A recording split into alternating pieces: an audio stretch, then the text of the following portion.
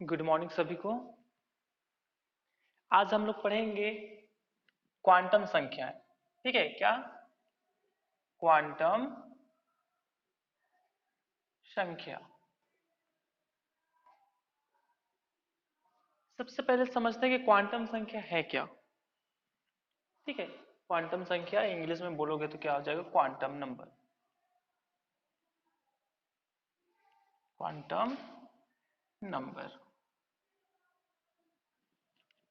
तो क्वांटम संख्या है क्या? क्वांटम नंबर्स क्या होते हैं?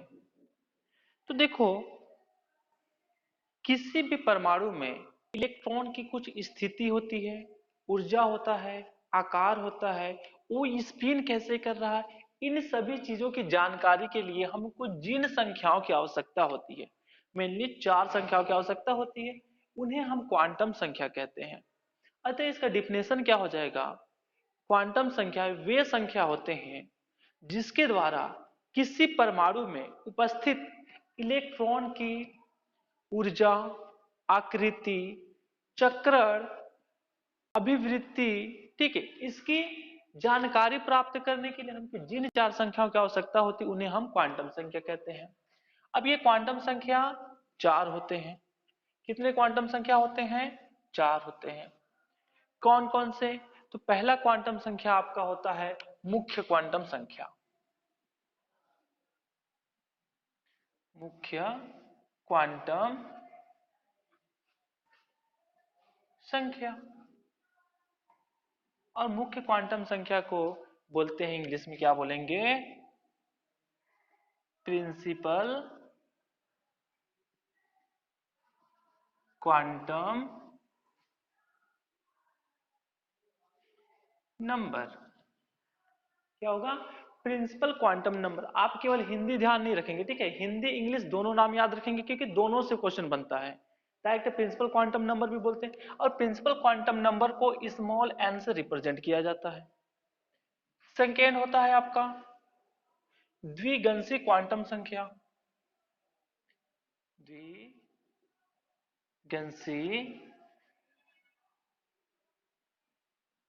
क्वांटम संख्या, इसको बोलते हैं हम इंग्लिश में एजीमुथल।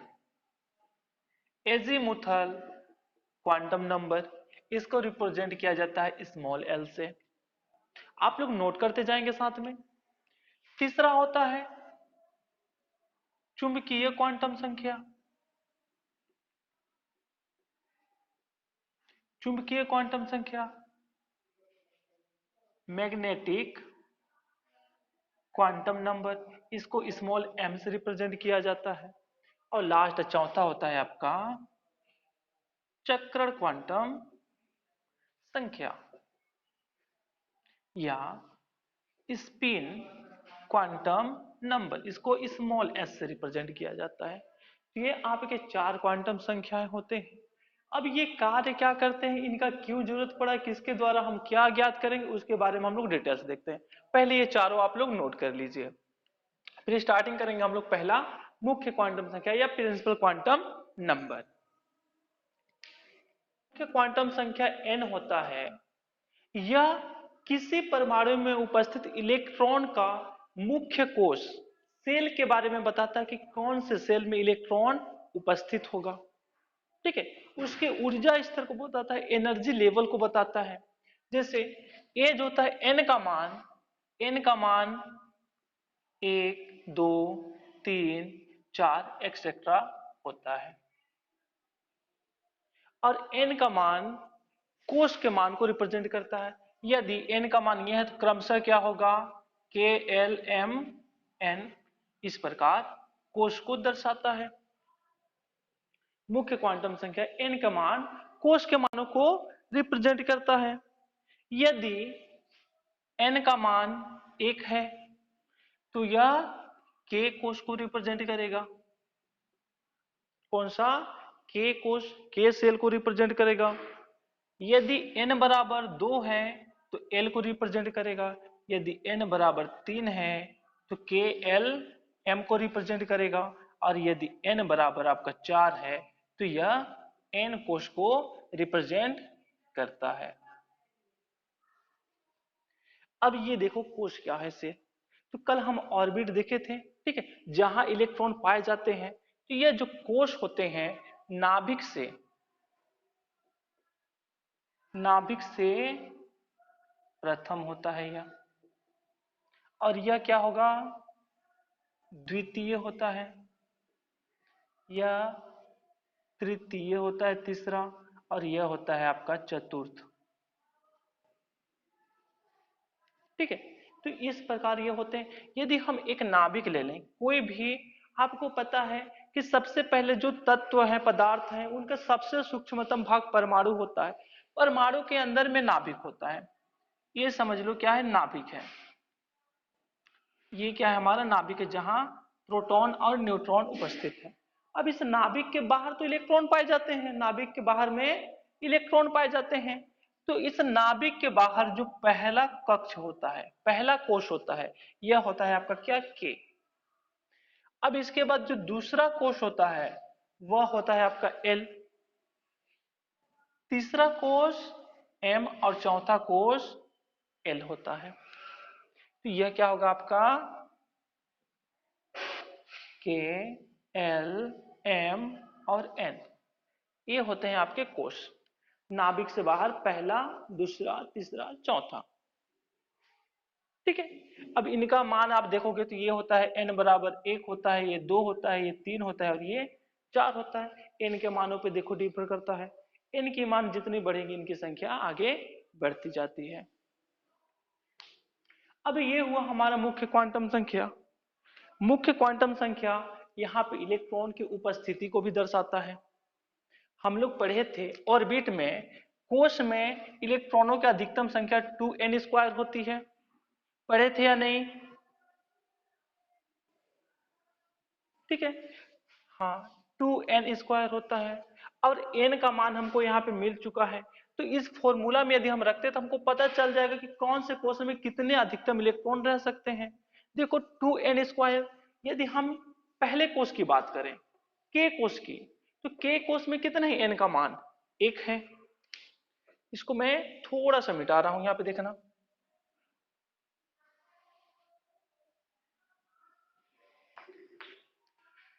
फॉर्मूला है हमारा क्या, 2n²। देखो यदि n का मान 1 है तो क्या होगा, 2 गुणा n कितना है, 1, 1 का स्क्वायर, तो 1 का स्क्वायर करेंगे तो 1 ही होगा, गुणा में 2 बराबर अधिकतम कितने हुए, 2 इलेक्ट्रॉन हुए।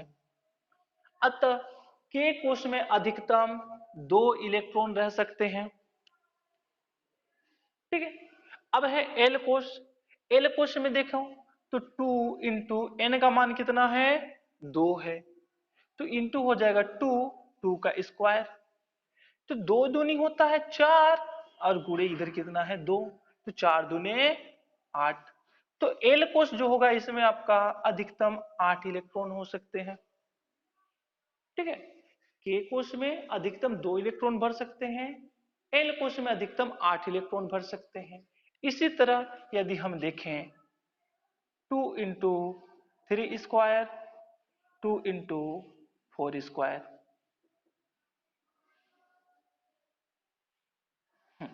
तो कितना हो जाएगा, 3 दूनी 6 हो जाएगा, सॉरी 3 त्रिक 9, 9 दूनी 18 हो जाएगा, और ये हो जाएगा 4 चौके 16, 16 दूनी 32।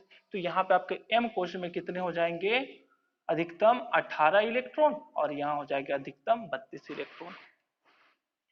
तो यदि कोई हम तत्व लिए हैं, ठीक है, जिसके परमाणु में कितने हैं, यदि इलेक्ट्रॉनों की संख्या जिससे हम लोग निकाले थे, मान लेते हैं चलो 15, 15 किसका है, फास्फोरस। ठीक है, तो 15 जो फास्फोरस, इसमें इलेक्ट्रॉनों की संख्या 15 है। यदि मैं बोलूं इसमें भरने के लिए का आपको, तो सबसे पहले 2 यहां जाएगा, फिर बचा कितना 13, तो 13 में से 8 यहाँ पे आ जाएगा, जो बचेगा वो फिर एम वाले कोष में जाएगा।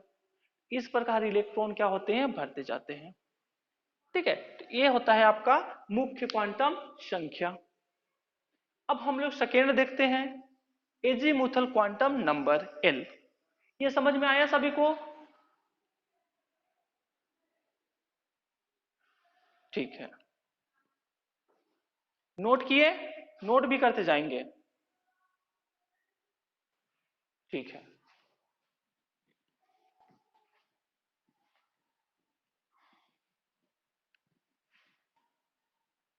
सेकेंड है आपका द्विगंशी क्वांटम संख्या या azimuthal quantum number. Azimuthal quantum number L, इसको स्मॉल एल से रिप्रेजेंट किया जाता है और मुख्य क्वांटम नंबर को स्मॉल एन से रिप्रेजेंट किया जाता है। तो एजीमुथल जो क्वांटम नंबर होता है, एन तो हमारा मुख्य कोश को सेल को रिप्रेजेंट करता है, लेकिन जो एल होता है हमारा उप कोश को रिप्रेजेंट करता है। इस कोश के अंदर भी कुछ छोटे छोटे सेल होते हैं, उनको रिप्रेजेंट करता है कि के अंदर कितने सेल होंगे, एल के अंदर कितने उप सबसेल होंगे, एम के अंदर कितने सबसेल होंगे और एन के अंदर कितने सबसेल होंगे। उनको रिप्रेजेंट करता है कौन, हमारा एल। पहला हमारा मुख्य क्वांटम नंबर बता दिया कि नाभिक के चारों ओर इलेक्ट्रॉन पाए जाएंगे, वह कौन कौन से सेल में पाए जाएंगे। अब एल बताता है कि इस सेल के अंदर भी सब सेल होते हैं जिनमें इलेक्ट्रॉन पाए जाते हैं। तो एल बताता है सब सेल की संख्या को। अब सब सेल की जो संख्या होती है वह एन के मान पर रिप्रेजेंट करता है। एन का मान जितना होगा एल का मान उतनी ज्यादा होगा। तो यदि एन का मान 1 हो, एल का मान 0 से n-1 तक होता है। ठीक है, नोट कर लेंगे, एल का मान 0 से n-1 तक होता है। यदि n का मान 1 है तो n में 1 माइनस 1 करेंगे तो कितना आएगा, 0 आएगा। तो इसके लिए l का मान 0 होगा। चलो यहां पे हम लोग बनाते हैं, ऊपर में n, यहां पे l। यदि n का मान 1 होगा तो l का मान 0 होगा। ठीक है, n-1 जब करेंगे तो क्या आ जाएगा, 0 आ जाएगा। चलो कैलकुलेट कर देते हैं। हाँ क्या बोल रहे हो, अच्छा दिखाई नहीं दे रहा है, ठीक है।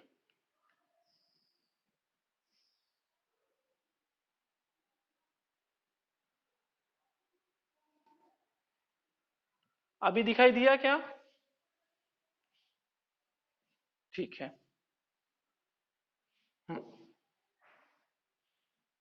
देखो n के मान पे किस प्रकार निर्भर करेगा, ये n का मान हो गया और ये आपका l का मान होगा। यदि n का मान 1 है, n बराबर कितना है, 1 है, तो l का मान फॉर्मूला में रख देते हैं, 1 माइनस 1 इज इक्वल टू 0। यदि n का मान 2 है तो 2 माइनस 1 बराबर 1। यदि n का मान 3 है तो 3 माइनस 1 बराबर 2। यदि n का मान 4 है तो 4 माइनस 1 बराबर 3। ये हुआ आपका l का मान। l का मान किसको रिप्रेजेंट करता है, सब सेल को रिप्रेजेंट करता है। अब सब सेल क्या होते हैं, देखो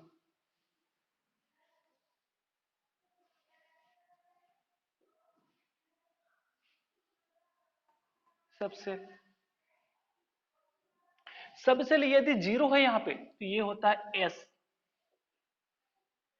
एस कक्षक क्या है, एस। यदि 1 है तो पी हो जाएगा आपका, क्या हो जाएगा, पी। मतलब ये कहां है, 2 है, मतलब 0 से 1 तक गया है, क्या हो जाएगा, यह पी कक्षक हो जाएगा।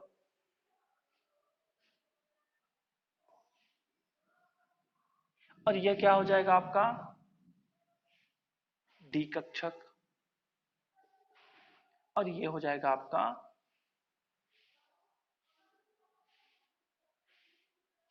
एफ कक्षक। लेकिन अब ये सवाल आ रहा है कि हम कैसे पता कि एस पे डी कौन कौन से में आएंगे। तो देखो यहाँ पे ये जो संख्या है, संख्या के आधार पे हम लोग करेंगे। ठीक है, किस पे करेंगे, संख्या के आधार पे करेंगे। जितनी संख्या बढ़ती जाएगी उतनी संख्या यहाँ पे कक्षक बढ़ते जाएंगे। तो यहाँ पे क्या होगा, इसने को मिटा दो। हमारे जो सब सेल होते हैं वो होते हैं एस, पी, डी और एफ। इतना हमको पहले से पता है। यदि n का मान 1 हो, l का मान 0, तो 1 होगा यहाँ पे कक्षक। यहाँ पे कितना है 1, तो यहाँ पे केवल एक कक्षक होगा। n का मान 1 तो केवल एक कक्षक। अब n का मान 2 है तो 2 कक्षक आएगा। 2 - 1 मतलब 1, तो 0 और 1 है, तो 0 में पहले हो जाएगा s कक्षक, दूसरा हो जाएगा p कक्षक। अब देखो यहाँ पे 2 है, यहाँ पे 2 कक्षक हुए। अब n का मान 3 है तो यहाँ पे होगा 3 s p d कक्षक, 3 कक्षक होंगे। अब n का मान 4 है तो यहाँ पे होंगे 4 s p d व f कक्षक। ठीक है। अब इनका मान यदि आप देखो, ये 0 1 2 3 है, लेकिन 3 से पहले तो आता है 0 1 2, इसके बाद तो 3 आता है ना। तो यहाँ पे देखो 1 2 3 4 कक्षक है, 1 2 3 4 कक्षक होंगे। ठीक है। तो इस प्रकार यह n के मान पे रिप्रेजेंट करता है कौन, l का मान। यह नोट कर लिए, यह नोट कर लिए। तो इसको मिटा करके एक और मान लिखा रहा हूं, उसको भी नोट कर लेंगे।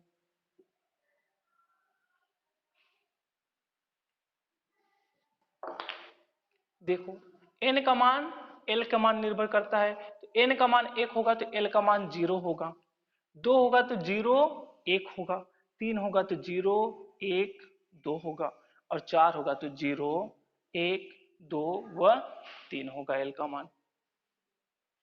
ठीक है, यहां तक का नोट हुआ सबका, और समझ में आया कि नहीं, कहीं पे कोई दिक्कत?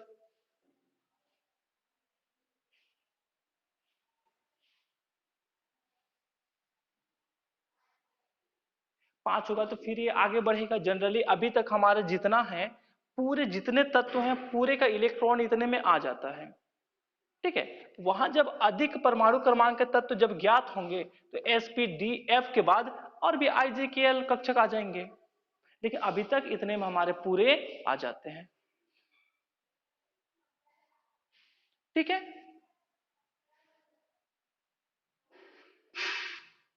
तो मेनली आपको इतना ध्यान रखना है, यहाँ पे n के मान पे l का मान निर्भर करता है, और n का मान 1 l के 0 मान से शुरू होता है। यदि 1 होगा तो 0 मतलब s कक्षक, 2 होगा तो 0 1 मतलब s और p 2 कक्षक, 3 होगा तो 0 1 2 कक्षक, और 4 होगा तो 0 1 2 3 s p d f कक्षक। ठीक है। ओके। अब हम लोग तीसरा पहुंचेंगे। क्या है तीसरा हमारा? Magnetic quantum number.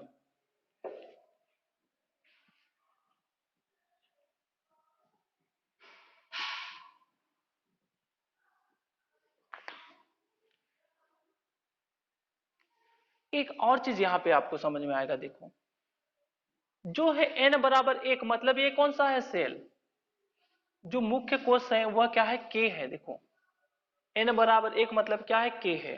2 है तो l है, 3 है तो m है, और 4 है तो n। एक कक्षक k में केवल एक s कक्षक पाया जाएगा। जो k सेल है इसमें केवल s कक्षक पाया जाएगा, लेकिन जो l है l में s और p 2 कक्षक पाएंगे, में m में 3 कक्षक पाए जाएंगे, और n में 4 कक्षक पाए जाते हैं। ठीक है। इतना भी सारणी में आगे थोड़ा सा जगह बना करके डाल लेना।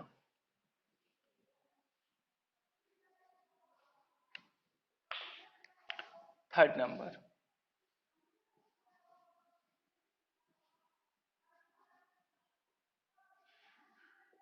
Magnetic quantum number, small m।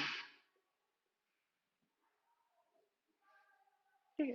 अब देखो जो मैग्नेटिक क्वांटम नंबर होता है, जब क्या होता है किसी परमाणु को, जब किसी परमाणु को, एटम को किसी चुंबकीय क्षेत्र में लाया जाता है या विद्युतीय क्षेत्र में लाया जाता है, तो उसमें क्या होता है? विद्युत धारा, आवेश उत्पन्न होगा। आवेश उत्पन्न होता है तो वहां पे ऑटोमेटिक क्या होगा? मैग्नेटिक क्षेत्र, चुंबकीय प्रभाव उत्पन्न हो जाता है, चुंबकीय क्षेत्र उत्पन्न हो जाता है। इसलिए इसका नाम होता है चुंबकीय क्वांटम नंबर, या बोलते हैं क्या?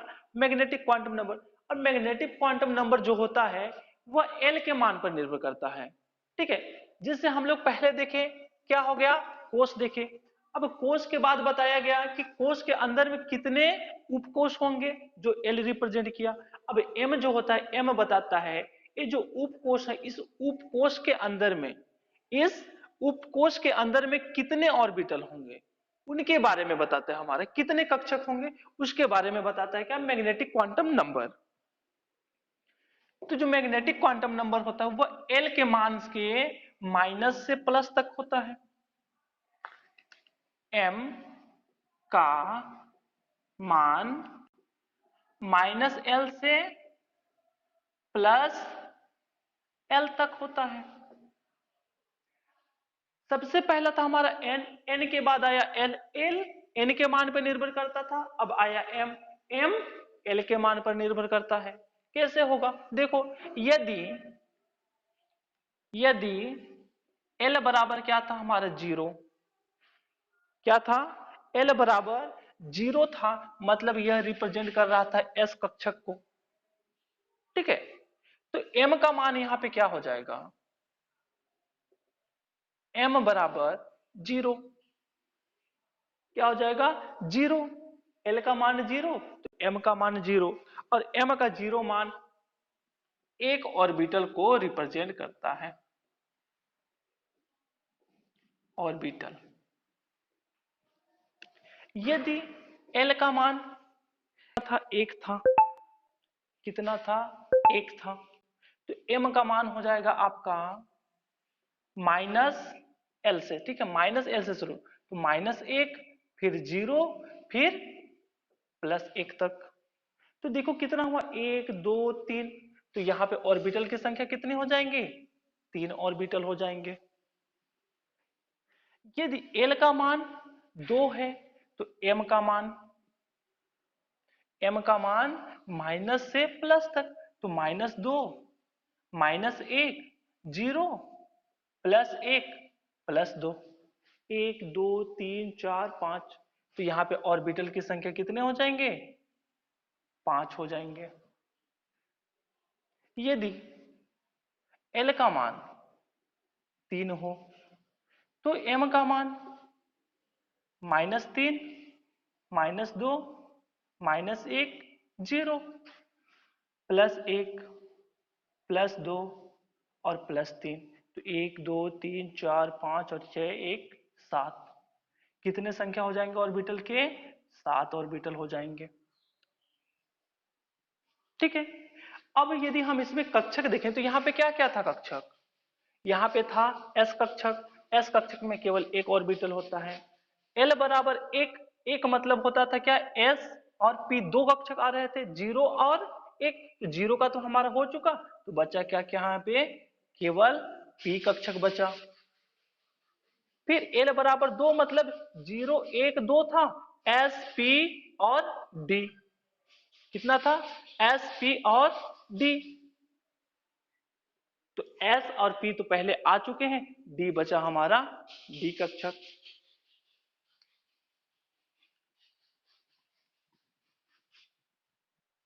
क्या कर रहे हैं सर, आवाज आता है सर थोड़ा सा।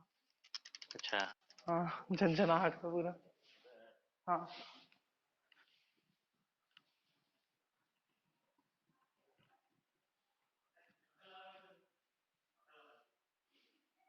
ठीक है, तो ये हो गया आपका क्या, D कक्षक। अब यदि L बराबर 3 तो होता था 0 1 2 3 S P D F, तो S P D का तो हम लोग पहले देख चुके, तो ये क्या बचा F, F में होता है आपका कितना, 7 ऑर्बिटल होता है, F में आपका 7 ऑर्बिटल होते हैं। ठीक है, तो इस प्रकार m के मान से हमको पता चलता है कि किसी सब सेल के अंदर में कितने ऑर्बिटल्स की संख्या होगी। ठीक है, किसी को दिक्कत इसमें,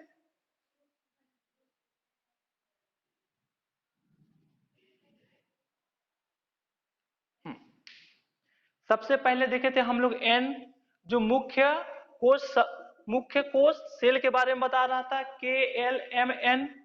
सेकेंड देखे हम लोग L क्या बताया कि किसी कोष के अंदर में कितने सब सेल थे, जैसे S P D F के बारे में बताया। तीसरा देख रहे हैं हम लोग मैग्नेटिक क्वांटम नंबर, जो बताता S P D है उनके अंदर में कितने ऑर्बिटल होंगे। इनके अंदर में एस के अंदर में हमेशा एक ऑर्बिटल होगा, पी के अंदर में 3 ऑर्बिटल होंगे, डी के अंदर में 5 ऑर्बिटल होंगे और एफ के अंदर में 7 ऑर्बिटल होते हैं। ठीक है,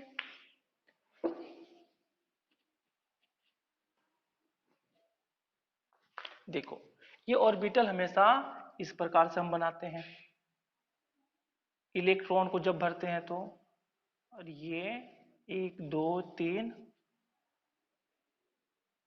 4 5, ठीक है, और इसी प्रकार ये 7 ऑर्बिटल बन जाएगा, 1 2 3 4 5 6 1 7, ठीक है, जहां पे इलेक्ट्रॉन भरे जाते इन ऑर्बिटल्स की संख्या को बताता है।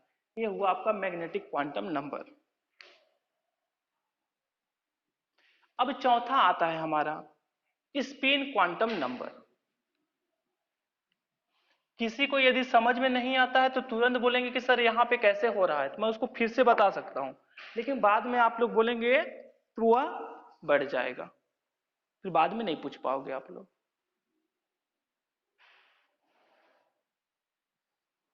चलो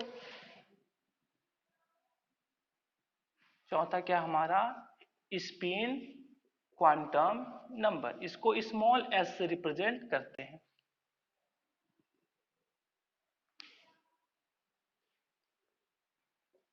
तो स्पिन क्वांटम नंबर हमारा ये बताता है कि किसी परमाणु में इलेक्ट्रॉन तो होते हैं, है ना, वह इलेक्ट्रॉन प्रत्येक ऑर्बिटल में अधिकतम 2 इलेक्ट्रॉन हो सकते हैं। ये जो हमारा भी ऑर्बिटल बना, एक ऑर्बिटल बना, 3 ऑर्बिटल बना, इनमें बताता है कि हमेशा कितने 2 इलेक्ट्रॉन हो सकते हैं। इसमें 2 हो सकते हैं, इसमें 2 हो सकते हैं और इसमें 2 हो सकते हैं। तो यह ये बताता है कि जो इलेक्ट्रॉन होंगे हमेशा अपोजिट होंगे। यदि एक ऊपर की ओर है तो दूसरा नीचे की ओर होगा, एक नीचे की ओर है तो दूसरा ऊपर की होगा, और दोनों का मान अलग अलग होगा। यदि ऊपर वाला है तो उसको प्लस हाफ से रिप्रेजेंट करते हैं और नीचे वाला है तो उसको माइनस हाफ से रिप्रेजेंट करते हैं। इसको क्लॉकवाइज बोलते हैं, इसको एंटी क्लॉकवाइज बोलते हैं। ठीक है, इसको क्लॉकवाइज बोलते हैं, इसको एंटी क्लॉकवाइज बोलते हैं। तो इस प्रकार से आपका एस का मान 2 होता है, प्लस हाफ और माइनस हाफ। अब ये एक्चुअली में होता क्यों है, देखो जो यह क्या है हमारा नाभिक है, ठीक है, यह क्या हमारा नाभिक है, इसके बाहर इलेक्ट्रॉन तो घूम रहा है, ये एक इलेक्ट्रॉन है, ये ऐसे घूम रहा है, लेकिन यह जो इलेक्ट्रॉन है देखो, यह इलेक्ट्रॉन है, यह ऐसे घूमने के साथ साथ इस डंडे के, ये समझ लो क्या है, ये एक इसका अक्ष है, ठीक है, इस अक्ष के चारों साथ घूमने के साथ साथ ये ऐसे ऐसे गोल भी अपना घूमते जाता है। यदि एक मैं गोला चीज ले लूं, दिखाता हूं रुको, ये देखो, ये जो डस्टर है ये क्या है इसका, देखा, ठीक है, तो इसमें ये चारों साइड से घूम रहा है, लेकिन साथ में यह भी घूमते जा रहा है, ऐसे होते जा रहा है, ऐसे होते जा रहा है, ऐसे होते, मतलब अपने अक्ष पे भी घूमता है ये, और उसके चारों साइड भी घूमता है। दोनों प्रकार की ये गति करता है, कक्षीय गति और वृत्तीय गति, दोनों प्रकार की गति करता है। तो इलेक्ट्रॉन दो प्रकार से यहाँ पे मूव करेगा, इलेक्ट्रॉन दो प्रकार से मूव करेंगे, एक तो ये इस प्रकार का मूव कर रहा है और दूसरा क्या कर रहा है, इस प्रकार से मूव कर रहा है।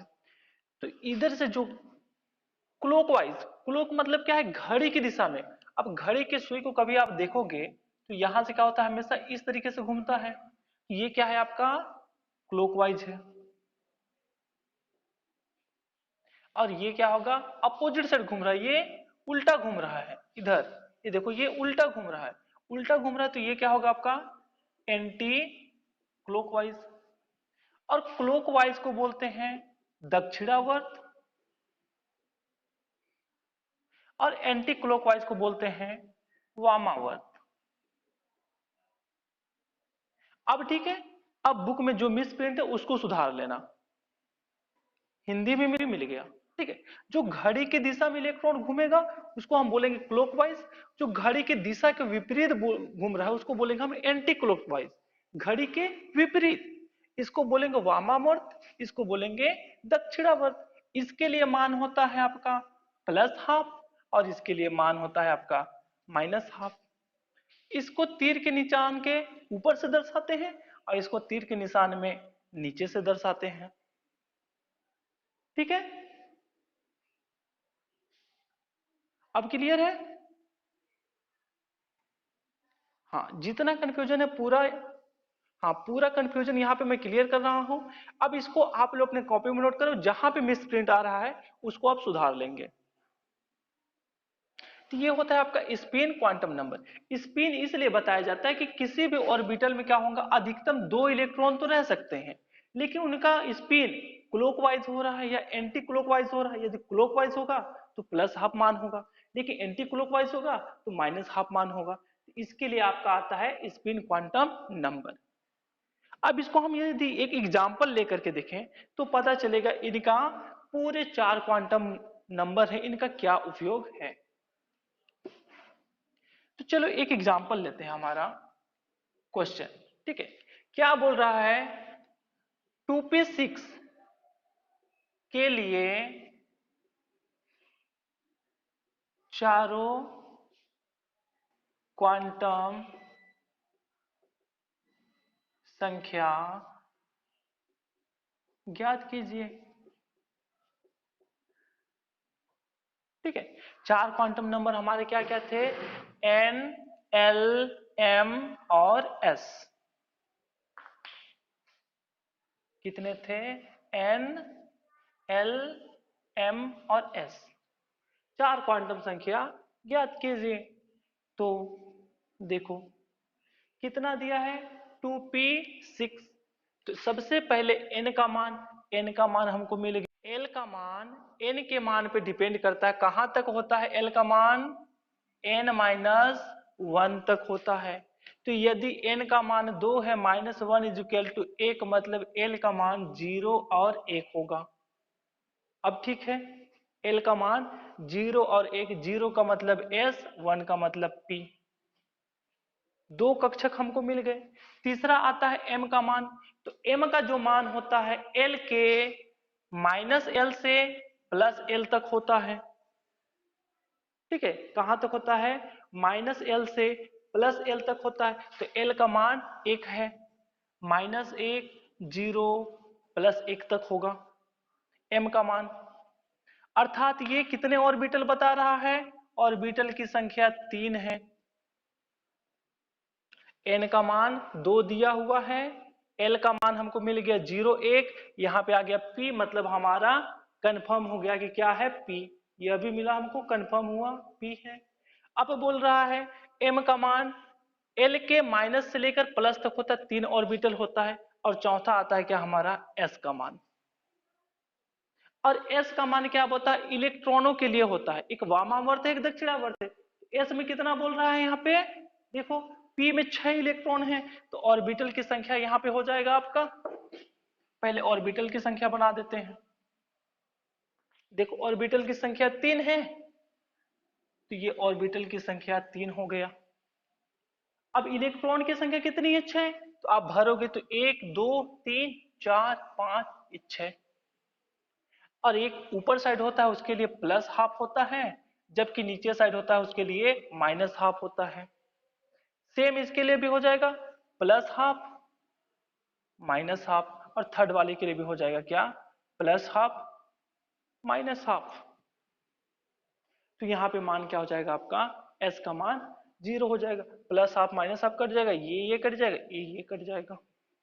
ठीक है, तो s का मान यहाँ पे क्या आ जाएगा आपको, 0 आ जाएगा।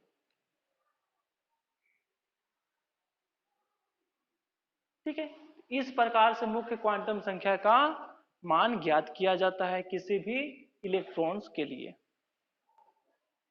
यदि यहीं पे आपका कितना होता, 2p5 होता, तो क्या होता, तो यहां पे देखो एक ठो कम हो जाता, ये लास्ट वाला 1/2, प्लस माइनस कट जाता, प्लस माइनस कट जाता, केवल बचा क्या यहाँ पे हमारा पे प्लस बचा, तो यहाँ पे s का मान आपका कितना हो जाता, प्लस हाफ हो जाता। ठीक है,